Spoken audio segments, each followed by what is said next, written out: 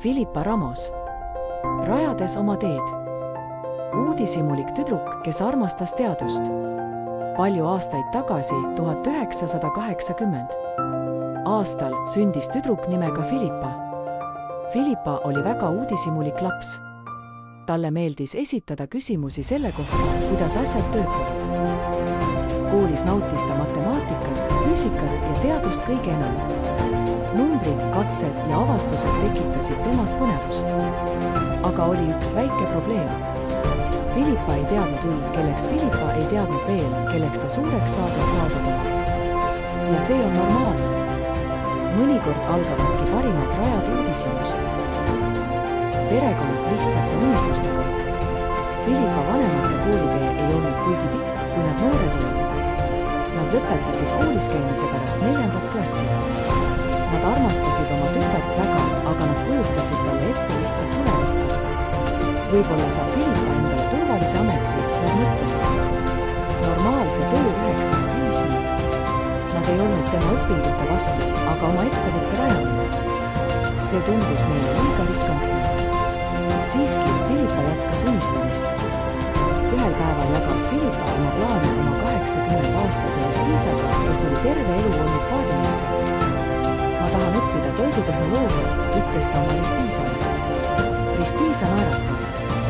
See on suurepärane idee, ta ütles. Kõik vajavad toitu. Tundub olevat väga vajalik amet. Nende sõnade kuulmine pani Philippa end tundma tugevamana ja enesekindlamana.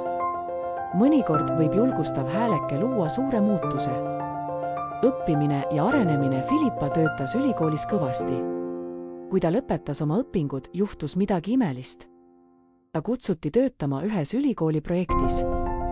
Hiljem hakkas ta tööle ühes toiduainetööstuse ettevõttes. Siis avanes järgmine võimalus. Samm-sammult kasvatas Philippa oma kogemuspagasit. Ta mõistis, et toidutehnoloogia maailm aitab muuta toidu kõigile ohutuks, tervislikuks ja hästi valmistatuks. Pärast mõned aastad töötamist igatses Philippa kodu. Ta soovis naasta ja kasutada kõiki teadmisi, mida oli omandanud. Seega tegi ta julge otsuse. Ta alustas oma ettevõttega Simple 2 Work.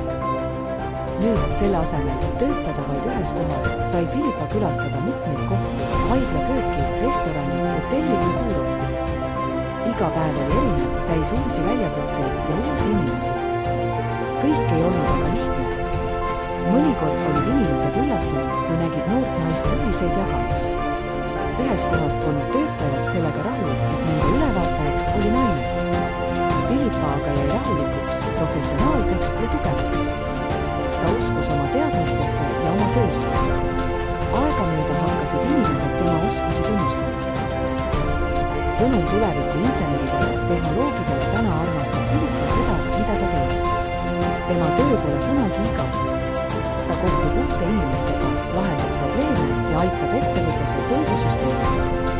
Philippa usub, et hea tehnoloog peaks pidevalt õppima, inimestega koostööd tegema, püsima tagasihoidlikuna ja olema väljakutsetes julge. Ja mis kõige tähtsam, ta ütleb, ära lase kunagi endale öelda, et sa ei suuda midagi teha. Kui sa töötad selle nimel kõvasti, suudad unistused täita. Unistused algavad sageli uudishimust. Kui küsime küsimusi ja soovime uusi asju õppida, hakkavad uued ideed kasvama. Raske töö ning õppimisega teadmised muutuvad tugevamaks, julgusega saame unistusi järgida ning oma teed rajada. Just nagu Philippa Ramos.